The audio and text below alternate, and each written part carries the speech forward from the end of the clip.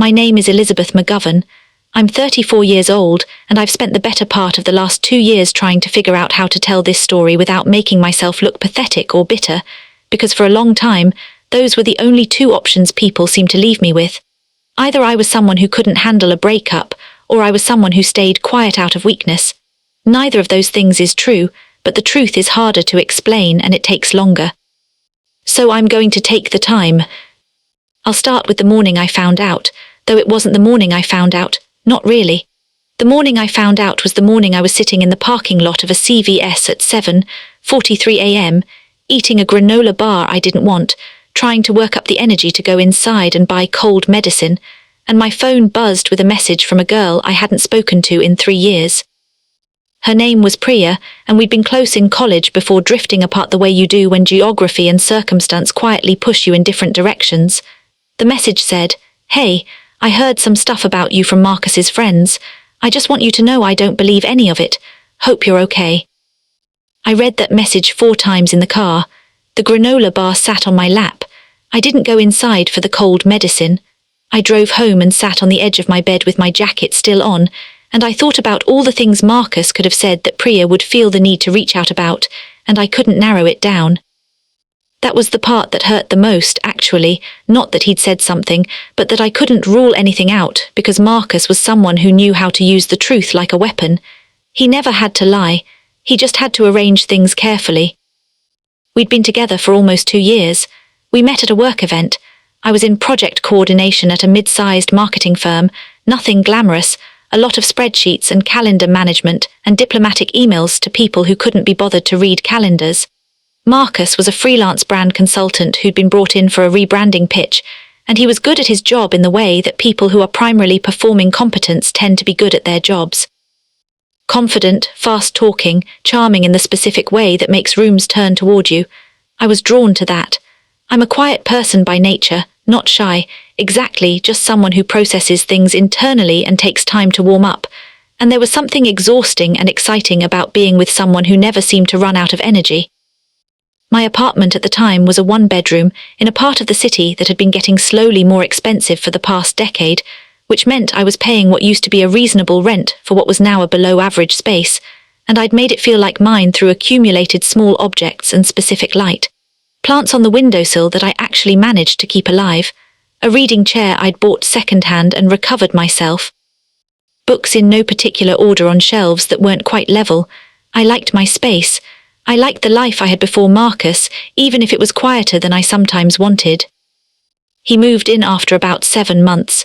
That was, I think, the first hinge point, the first moment where if I'd been paying closer attention to the way I felt rather than the way I wanted to feel, I might have noticed something. I didn't want him to move in. I just didn't say so clearly enough. It happened the way a lot of things happened with Marcus. Gradually, and then suddenly, with me having agreed to a series of steps that individually seemed reasonable, without fully registering where they were leading. His stuff arrived in the way his presence always arrived, all at once, loudly, rearranging things. He put his coffee maker on my counter, and it took up space that had belonged to something else, and that small displacement became a kind of symbol for things I didn't have language for yet. I kept waiting for myself to feel happy about it. I told myself the adjustment period was normal. He had a best friend named Colton, who I want to tell you about because Colton matters in ways that took me a long time to understand. Colton was someone who'd known Marcus since high school, someone who seemed to believe completely in Marcus's version of every story, which I initially took as loyalty and later understood was something else. Colton was around a lot. He had an opinion on most things and offered those opinions freely, including on my apartment, my work, the way I made dinner, the way I spent my weekends. Marcus thought Colton was hilarious. I thought Colton was someone who didn't like me, but I'd had enough experience with people who didn't like me to know that wasn't the crisis Marcus would have made it if the situation had been reversed. There was a woman at my office named Deborah. She was in her late 50s, the kind of person who has clearly been through a great deal and came out the other side with a very specific kind of calm. She'd been at the company longer than anyone and knew everything about everyone without seeming to collect that information deliberately. She brought baked goods in on Fridays, not for attention. She'd just leave them in the break room with a small handwritten note, and people loved her for it without quite being able to say why. She and I weren't close exactly. We had the kind of relationship that consisted of brief, warm conversations in hallways and near the coffee machine, the kind where you feel genuinely liked without it requiring much maintenance. One day in February, about a year into living with Marcus, I was in the break room at 8:30 in the morning and I was clearly not okay. I hadn't been sleeping. Marcus and I had been in a Cold War phase for about a week over something I can't remember clearly now, one of those disputes that wasn't really about the thing it was supposed to be about, and I'd started waking up in the middle of the night with a low hum of dread that I kept telling myself was just work stress. I was standing at the coffee maker and Deborah came in and looked at me for a second and didn't say anything dramatic.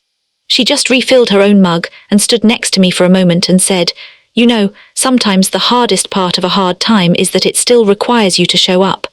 And then she put her hand briefly on my arm and left. I thought about that sentence for the rest of the day. I thought about it more than I expected to. At the time I filed it under asterisk kind things people say and moved on. The Cold War phase ended the way Cold War phases with Marcus ended, which was with a sudden and total reconciliation that felt so good I'd forget I'd been feeling bad. That was the rhythm. Tension, distance, rupture, warmth, connection, repeat. I've talked about this dynamic enough since then to understand its mechanics. But at the time I just experienced it as the nature of being in an imperfect relationship with an imperfect person, which I told myself was every relationship.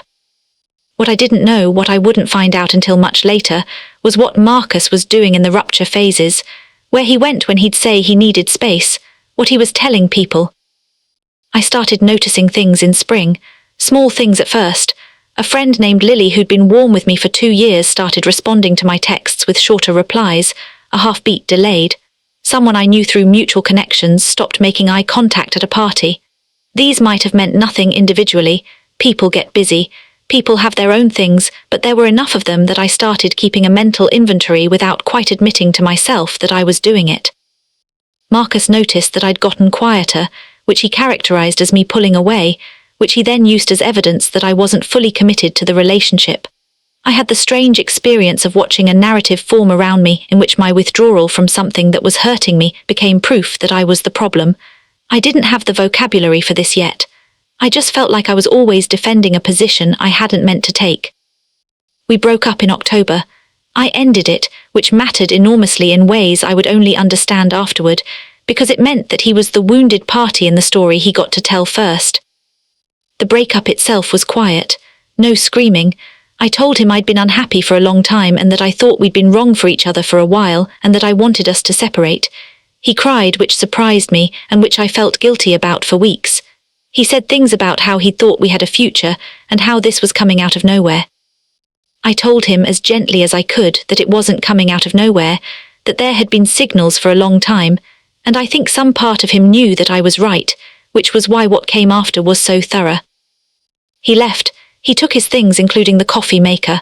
I stood in my kitchen and looked at the counter space where it had been and felt for a moment something like relief, which immediately made me feel guilty, which made me angrier, which circled back around to guilt. I sat in my reading chair that night and didn't read anything and let myself be sad in the specific way you can only be sad when you're alone and there's no one watching. The Priya message came 3 weeks later. When I finally called her back, she was careful at first, feeling out how much I knew.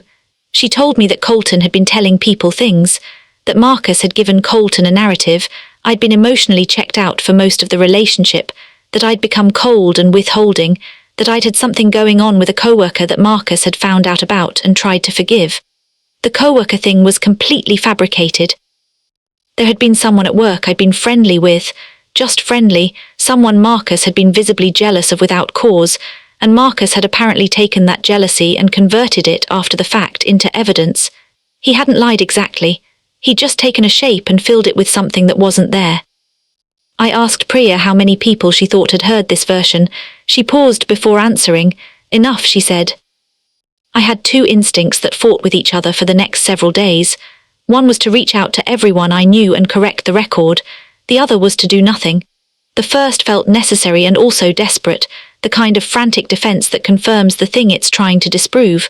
The second felt like surrender, like letting him win a game I hadn't agreed to play. I chose the second. Not because I was calculated about it, Because I was tired, and because correcting rumors is an activity that mostly amplifies them, and because something in me, the part that had been quietly watching Marcus tell stories for 2 years, suspected that the truth had its own schedule. I won't pretend that was easy. There were nights that winter when I lay awake and ran through scenarios, imagined running into mutual acquaintances who knew the wrong version of me, thought about what I would say, rehearsed justifications I never gave.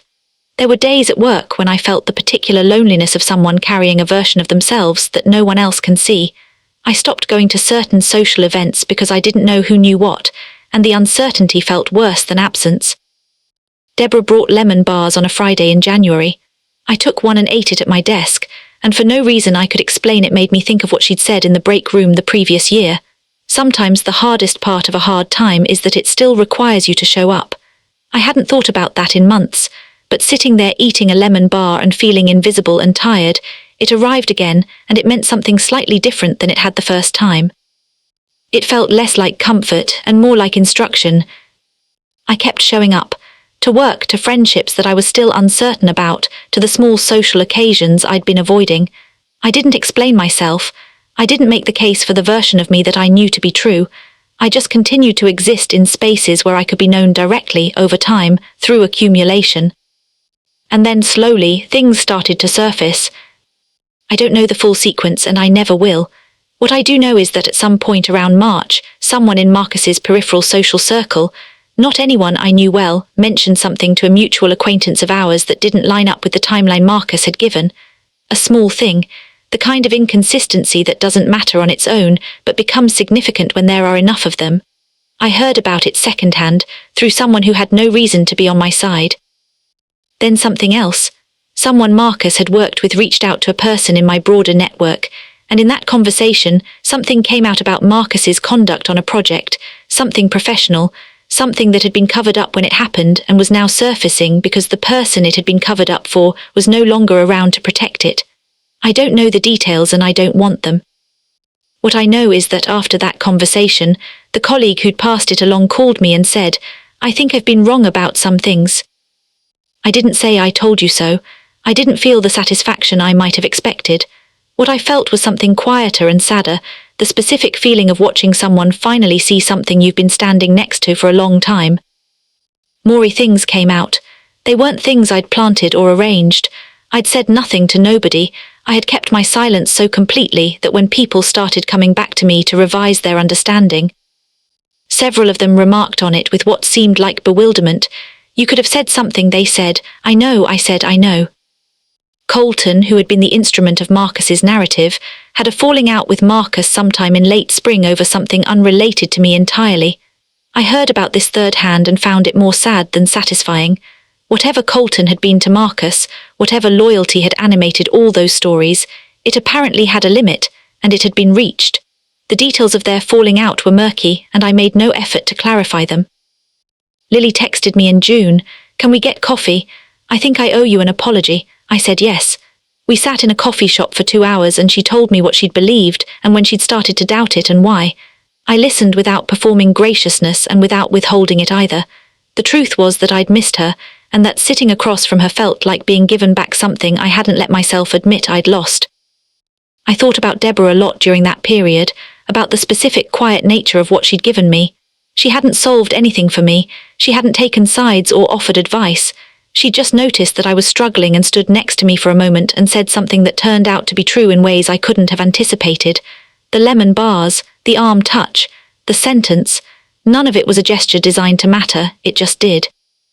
I think about the people in our lives who absorb our difficult moments without making an occasion of them, who offer things that seem minor at the time and turn out not to be. I've tried to be more like that. There's a thing I need to tell you that I've been holding back, because it changes how some of this reads, and I want you to have the full picture, even though I'm not sure what to do with it myself. I found out the following September that Marcus had been in therapy for most of our relationship. Not because he told me he hadn't, but because his therapist had referred him to a specialist for something, and in a conversation with someone who knew us both, a reference was made that didn't make sense unless Marcus had been in treatment for a significant amount of time. I looked at what I knew and tried to fit it into this new frame. The patterns I'd recognized, The oscillation, the withdrawal, the need to control the narrative. They didn't excuse what he'd done, but they gave it a different kind of context. Someone who was suffering in ways he couldn't share. Someone who felt his sense of self was perpetually under threat. Someone who, when I walked away, felt something so close to collapse that the only available response was to rewrite the story until he became the one who'd been left unfairly. I don't know if understanding something means forgiving it. I don't know if I've forgiven him. I know that I've stopped being angry in the active, present tense way I was angry for a while. What I have instead is something more like clarity. I know what happened. I know who I was in it. I don't need anyone else to confirm it, though I won't pretend that having people come back to me with revised understandings didn't matter. It mattered. I'm human. Deborah retired in August. Her last day she made 3 kinds of cookies and left them in the break room. I found her at her desk packing a small box of things and I told her about the lemon bars. She smiled in the way people smile when they're pleased but not surprised. I thought you were someone worth standing next to, she said. That was all. We hugged. She left. I still have the reading chair. It's in the corner of my apartment, which is smaller than it was before because I changed jobs and moved to a quieter part of the city, and I like it there better than I expected to. I have plants on the windowsill. Some of them I got after the breakup, which means I've kept them alive through everything that followed. They don't know what they've witnessed. I find that comforting for some reason. I'm not going to tell you I came out of this stronger, because I think that framing does a disservice to how much it cost. But I came out of it. And somewhere in the process of staying quiet and continuing to exist and letting things take their time, I learned something about the difference between defending yourself and simply being yourself, which is that one of those things works and the other one mostly doesn't. He told the story first, and for a while that mattered enormously, and then it mattered less, and now I'm telling mine.